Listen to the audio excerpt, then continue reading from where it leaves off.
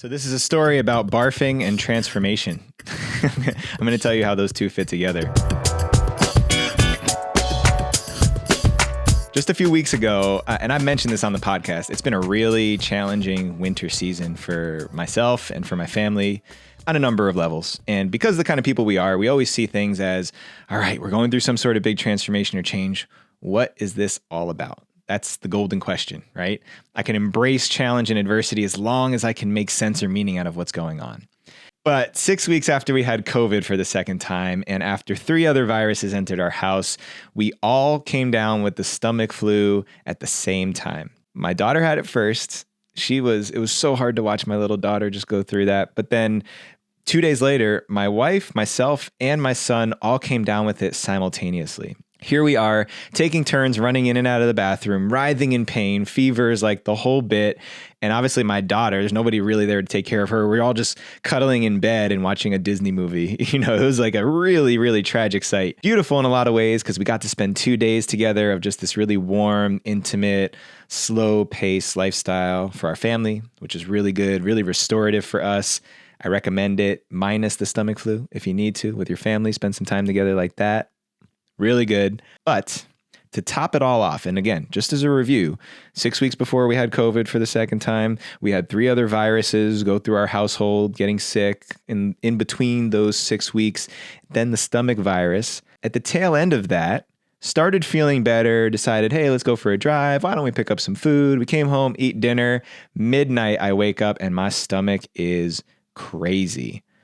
Realized that I had gotten food poisoning from something that I ate.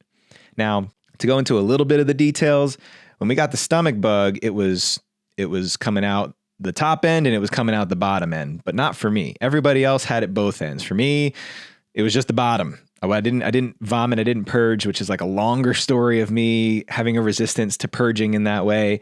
But lo and behold, I'm the one who comes down with food poisoning. Even though we all ate the same food, I got the food poisoning, and there was no coming back from that one.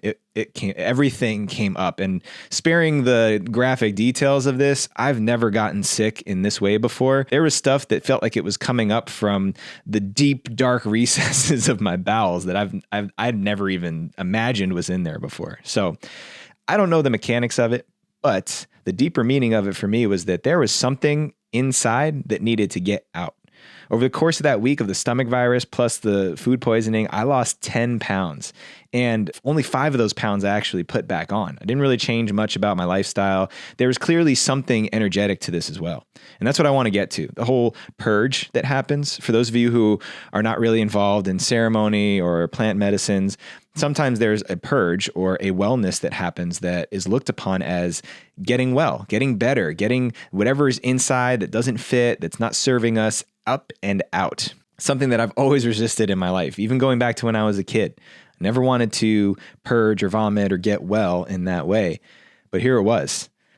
Middle of the night, 3 a.m, I'm hugging the toilet bowl and things are coming out that I didn't even know. And it really was like a really deep process for me. And I'm sharing this here because, number one, I don't think we talk about these honest, ugly, nasty stories enough. And I'm sure it happens to a lot of people.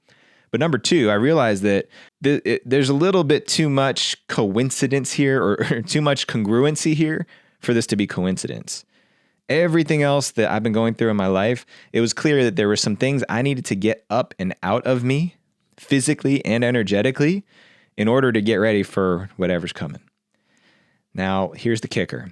Not only did that sickness just completely wipe me out for the next day because I was up all night, but when I started to come around and feel a little bit more like myself the next couple of days, I felt different.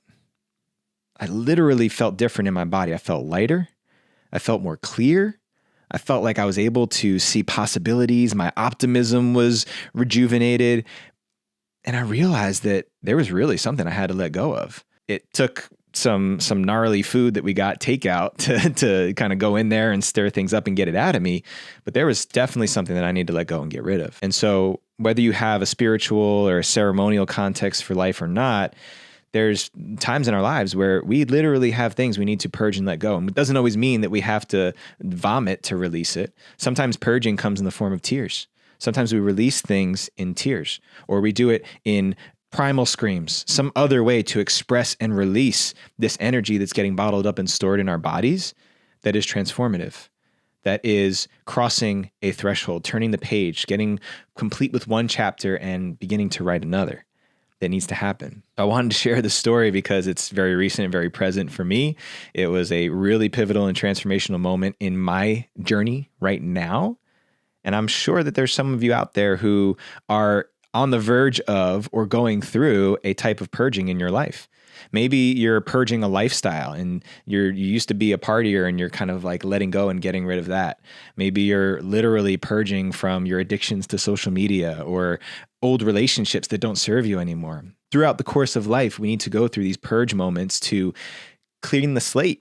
And kind of when you ever clean at your kitchen table and there's glasses and plates on it, you kind of lift things up and sweep all of the mess out from under it and then place things back where they belong. That's what a purge is, right? It's making sure we keep the things that matter, that belong there, and sweeping away the rest so that there's a nice, clean, pristine area to operate in moving forward.